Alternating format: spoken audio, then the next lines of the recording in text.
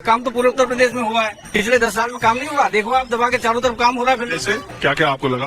भाई आप देखो कि पहले तो रोड पे ही आ जाइए। Very good. जो रोड का था कि गाजियाबाद नहीं लाइन, ये आपका दिल्ली में भी जो ईस्ट दिल्ली थी ना, वहाँ से कनाट प्लेस में आने बड़ा दूबर होता था। अब लोग हम तो गाजियाबाद से 15-20 मिनट में, आधा घंटे में आ जाते हैं। ठीक है। और काम बताइए। और काम बाकी ज्यादा कुछ नहीं बता पाऊंगा।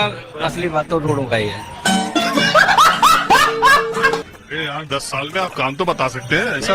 अब काम जब जमीन पे आप देखोगे, जमीन स्तर पे तो खूब काम हो ही रहा है। यही तो मैं कह रहा हूँ, बता दीजिए। गांव में भाई साहब प्लेन शहर में मेरा गांव पड़ता है। हमारे खेतों पे भी चक्रोड़ होती थी ना, वो कच्ची होती थी। अब खेतों में भी सड़क है। अरे सड़क के अलावा कोई काम और बताएं? और यही तो छोटी छोटी जो नीचे की जो बुनियादी सुविधाएं थी वो सब कम्प्लीट होती है। अच्छा, धर्म की राजनीति वाली बात नहीं है। आप कह रहे हैं कि धर्म की राजनीति है। धर्म की राजनीति भाई साहब, धर्म की राजनीति तो 1947 में हो गई, जब देश का टुकड़े हुए। क्यों हुए? वो धर्म के आधार पर ही तो हुए। रुको जरा, सबर करो। कोई और वजह थी? बताओ, कोई और कारण हो तो आप सब बताइए। अभी बताता है भाई, अभी बताता है। मंगल सूत्र का बयान कौन दिया? भाई साहब, मंगलसूत्र का बयान ये तो सभी जुमले हैं, और भी तो पार्टियां खूब देती हैं। आपका एक वोट ने राम मंदिर बनवाया, किसने बोला? भाई साहब, ये तो सभी बोलते हैं। अच्छा। हेलो दोस्तों, स्वागत है आप सबका फिर से मेरे एक नए वीडियो में। दोस्तों, आज की इस वीडियो में आप पत्रकार राजीव रंजन जी को अलग अलग क्लिप में अलग अलग अंधभक्तों के साथ देखेंगे। और जिन अंधभक्तों को आप देखेंगे, सुनेंगे, ये अंधभक्त एक से बढ़कर एक हैं। तो जाहिर सी बात है कि वीडियो में आपको बहुत ही मजा आने वाला है। मजा इसलिए आने वाला है क्योंकि इनकी जो अंधभक्ति है वो चरम सीमा पर है, क्योंकि इनके दिमाग में पूरी तरह से गोबर भर चुका है। तो चलिए दोस्तों, मेरे साथ आज की इस वीडियो को देखते हैं।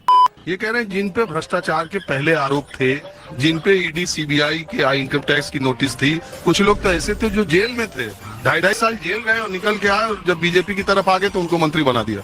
नहीं सर, ऐसा तो मुझे नहीं दिखता है। आप 2-3 नाम बताइए तो फिर मैं बताता हूँ ऐसा कौन हुआ है। अभी बताता है भाई, अभी बताता है। अजीत पवार के बारे में जानते हैं? अजीत पवार महाराष्ट्र में शरद पवार जी के भतीजे अजीत क्या पवार। केस था उनपे? हाँ, उनका केस स्पेसिफिक नहीं पता है। छगन भुजबल का नाम सुना है? नहीं सर, इससे रिलेटेड नहीं पता। प्रफुल्ल पटेल का नाम सुना है? नहीं सर। हसन मुशरफ का नाम सुना है? नहीं। हेमंत बिस्वा शर्मा का नाम सुना है? हेमंत बिस्वा, वो असम वाले। हाँ। हाँ, वो पार्टी चेंज करके आए थे, अभी जब मुख्यमंत्री वो कांग्रेस में थे तो उनके ऊपर क्या आरोप लगाया था बीजेपी ने, और खासकर गृह मंत्री अमित शाह ने, आपने सुना है? नहीं, वो आरोप नहीं पता मुझे। एक ही तरफ वाला पता है। सावन के महीने में मटन बनाने का मौज ले रहे हैं, देश के लोगों को चिढ़ाने का काम करते। सावन में कौन मटन खा रहा है? और ये चर्चा कोई सामान्य आदमी नहीं, देश के प्रधानमंत्री भी कर रहे हैं। 140 करोड़ का देश, दुनिया का सबसे बड़ा लोकतंत्र, तीसरी अर्थव्यवस्था बनने की दिशा में, जब देश के अगले 5 सालों की दशा और दिशा तय करने के लिए चुनाव हो रहे हैं, मटन मुर्गा पर लड़ाई आ गई है। इस सज्जन को क्या तकलीफ है भाई? अपने हो गया, अपने को सिर्फ पानी निकालना। तो क्या लगता है कि 400 पार का मतलब? 400 पार सीटें आएंगी, मिलेगी उनको 400 पार। अच्छा, आप 400 पार कह रहे हो तो बीजेपी वाले जो बोलते हो वही सुन के बोल रहे हो कि आप भी अपना कोई विचार? कोई कैलकुलेशन नहीं है सर। एक इंट्यूशन है, एक अपनी दिल की चाहत है, एक दिल का एक सोच है। नहीं है, ये अंधभक्त है। ये गोबर फेशियल की जगह गोबर लपेटते हैं अपने ऊपर। आपको क्या लगता है किस प्रदेश से ज्यादा उम्मीद है? किस प्रदेश से ज्यादा उम्मीद है? दिल्ली का तो अभी चलो, अभी टाइम है दिल्ली में, तो बाकी तो यूपी में आ रहा है, बिहार में सेम सीटें आ रही हैं। बिहार में कितनी थी पिछली बार? 25 थी। किसकी? बीजेपी की। और जेडीयू की? शायद सब मिला के 25 थी। बिहार में है कितनी सीटें? इस बार मेरे ख्याल से 30 सीटें कम से कम आएंगी, दोनों मिलाकर। अरे कुल बिहार में कितनी सीटें? इतना तो भाई साहब मुझे आइडिया नहीं है। बाकी ये है कि पिछली बार 25 बढ़ेगी कहाँ कहाँ? मैं समझता हूँ कि 2-4 छोड़ करके तकरीबन सारी आ रही हैं। कितनी खुशी की बात है। कहाँ की? बिहार में पूर्णिया से आ रही हैं सीटें। पूर्णिया से उसके जेडीयू के उम्मीदवार हैं। बिहार के अंदर मैं समझता हूँ मधेपुरा सीट पक्की है, जेडीयू से है। पूर्णिया की पक्की है। और आप इस साइड आते हैं, गया साइड आते हैं, वहाँ पक्की है। नवादा साइड आते हैं, वहाँ पक्की है। अब यहाँ से नहीं, मैं तो दिल्ली से ही हूँ। तो बिहार की तो पूरी सीटें कितनी है इतना तो आपको पता ही नहीं है। चलना कितनी आई थी तो मोटा मोटा हिसाब बता रहे हैं। मैं मोटा मोटा पूछा, जब तक आप ये नहीं जानते कि किस राज्य में कितनी सीट है तब तक आप ये कैसे बता सकते हैं कितनी आएगी कितनी बढ़ेगी। क्योंकि हमारा राजनीति में है ना बहुत ज्यादा इंटरेस्ट है, मतलब बहुत उतना नहीं है कि हम कैलकुलेशन एक एक करके बैठते रहे। बाड़े में नहीं है वो कूदा तो बीच में काहे कूदा। नहीं, कांग्रेस के पक्ष में तो आपके पास लंबी चौड़ी तकरीरें रहती है राजीव जी। आज मुझे शब्दों में कमी दिखाई पड़ी। आपने एक शब्द को बार बार दोहराया और कम समय में अपने वक्तव्य को खत्म किया। तो मैंने कहा कि आज की रैली में वो सब्सटेंस नहीं है कि राजीव जी भी उसको बढ़ा चढ़ाकर प्रस्तुत नहीं कर पा रहे। अभी बदत है भाई, अभी बदत है। इतनी हमारी मेहमान नवाजी है कि मैं व्यक्तिगत तौर पर कुछ किसी को बोलता नहीं हूँ और हम मेजबान हैं और हमने आपको बुलाया, लेकिन सिर्फ इतना कह दूं कि किसी भी सत्ता पक्ष के खिलाफ अगर किसी पत्रकार को विपक्ष के समर्थन में बोलते हुए कहा जाए तो मुझे लगता है कि ये उसके लिए कॉम्प्लीमेंट है। और आज आपने सुबह की शुरुआत अच्छी की है जो मुझे विपक्ष के साथ जोड़ दिया है, नहीं तो दौर तो ये चला है कि अपनी मर्जी के कहां सफर में हम हैं, रुख हवाओं का जिधर का उधर के हम हैं। अरे जहाँ से अच्छा हिंदुस्तान हमारा, हम बुलबुले हैं इसकी, ये गुलसिता हमारा। कौन लिखा है? कौन लिखा है यार, कौन लिखा है? ये नाम भूल रहा हूँ, ध्यान से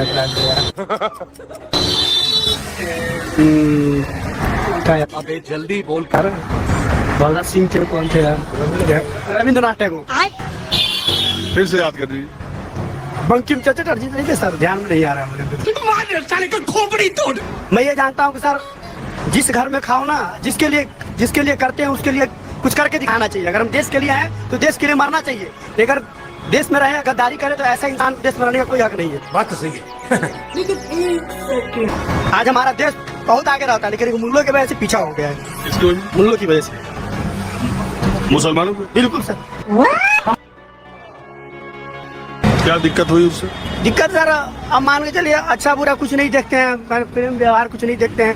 अभी बदत है भाई, अभी बदत है। रुको यार, अब जाना टेक्सटाइल इंजीनियर। अब ये रुके तो क्या बोल रहे हैं कि इस देश में खाते लोग यहाँ का है, गाते पाकिस्तान का है, उनको यहाँ से चले जाना चाहिए। इस देश की सारी समस्या की जड़ मुसलमान है। आप सहमत हैं इनकी बात से? सर हाथ जोड़ के कह सकता हूँ, आपको अभी तक बेसिक समझ नहीं आई इंसानियत की। ये बड़ी अच्छी बात कही है। अगर डॉक्टर ये सोचने बैठ जाएगा कि तुम मॉमडन हो तो फिर तुम कभी वो इलाज भी नहीं करा पाओगे। बात तो सही है। ये आपके मन में भरा जा रहा है, मन में भरा जा रहा है। नहीं सोचिए मत। हमारे यहाँ ऐसा ही होता है। जैसे श्रीमान जी कह रहे थे कि बेरोजगार को नौकरी नहीं मिलती, 10 तो पढ़े लिखे को बुला लिया। और मैं उनसे कहूँ कि इंटरटेनमेंट की स्पेलिंग बता दो, उनसे कहूँ इंटरमीडिएट की स्पेलिंग बता दो, उनसे कहीं इंटरनेशनल की स्पेलिंग बता दो, उनसे कहूँ एक्सरसाइज की स्पेलिंग बता दो, उनसे कहूँ एक्नॉलेजमेंट की स्पेलिंग बता दो, या जिस परीक्षा के लिए जा रहे हैं उस परीक्षा का जो है सब्जेक्ट उसका फुल फॉर्म बता दो। अभी बदत है भाई, अभी बदत है। कितना आप देखिए कितना एग्जाम पर्चा लीक हो रहा है? ये पर्चा जो लीक हो रहा है उस पे कहीं न कहीं तो दूसरी पार्टियों का भी तो काम है। पहली बार देश के इतिहास में ऐसा हो रहा है कि यूपी पब्लिक सर्विस कमीशन की जो एग्जाम होने थे, 3 महीने थे, 3 एग्जाम होने थे। अरे सुन तो रुको जरा, सबर करो। ये कहा क्या? यूपीएससी का अभी मजा आने वाला है क्योंकि चाचा जी कह रहा था कि अभी पढ़े लिखे को सामने लाओ, उसे फुल फॉर्म नहीं पता होगा। और यहाँ पे चाचा खुद ही यूपीएससी का फुल फॉर्म गलत समझ बैठा हुआ है। मैं क्या बोल रहा हूँ पूरा Uttar Pradesh public service commission, UPSC का ही तो बोल रहा हूँ मैं। अरे सुनो पंडित जी, यूपीएससी का मतलब तो वही है जो आप बोल रहे हो, वही है यूपीएससी जो आप बोल रहे हो वही है। 1 मिनट आप नहीं बोलेंगे, 1 मिनट आप नहीं उत्तर प्रदेश कमीशन, 1 मिनट आप नहीं बोलेंगे, 1 मिनट। यूपीएससी को कहते हैं उत्तर प्रदेश सर्विस कमीशन। अच्छा